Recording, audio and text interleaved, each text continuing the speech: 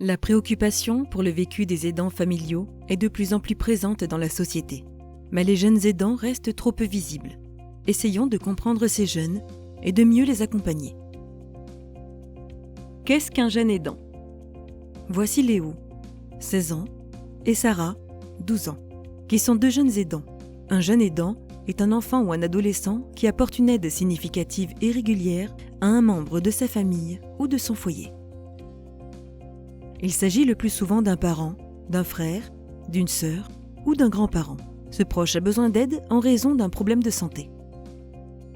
Il peut s'agir d'une maladie physique comme le cancer ou la sclérose en plaques, d'une maladie mentale comme la dépression ou la schizophrénie, d'une addiction à l'alcool ou aux drogues, d'un trouble du développement comme l'autisme, mais aussi d'un handicap physique comme la tétraplégie ou mental comme la déficience intellectuelle ou encore complexe comme le polyhandicap.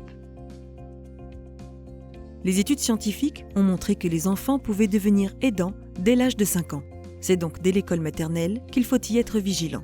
Toutefois, l'aide se développe souvent avec l'âge et devient plus importante au moment de l'adolescence. Que fait un jeune aidant ? Comme beaucoup de jeunes, Léo participe à la gestion du domicile et des tâches ménagères en faisant les courses, le ménage, en préparant les repas. Les jeunes aidants peuvent aussi s'occuper de leurs frères et sœurs en les accompagnant à l'école, en les aidant à faire leurs devoirs. Il arrive que ces jeunes prennent en charge des tâches administratives en remplissant divers documents. Enfin, les plus âgés peuvent apporter un soutien financier à leur famille en travaillant.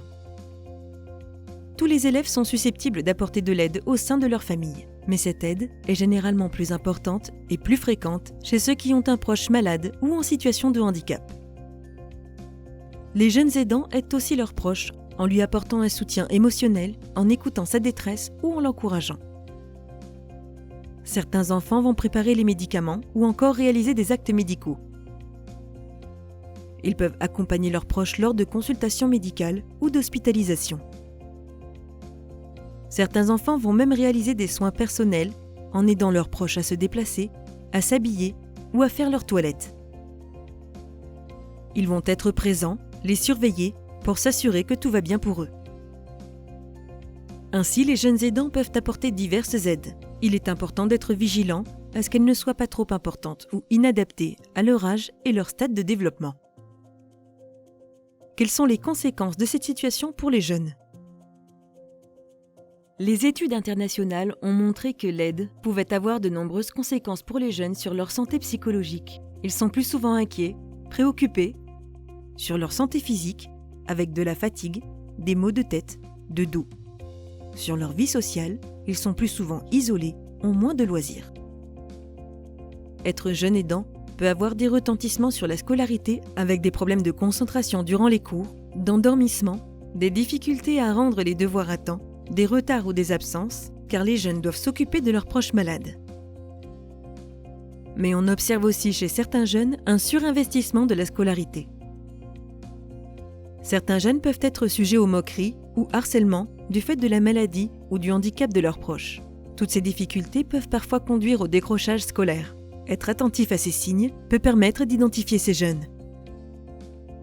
Les études montrent aussi des conséquences positives, un sentiment de fierté, d'accomplissement, un développement de leur autonomie et de leur maturité, un lien renforcé entre le jeune et le proche aidé.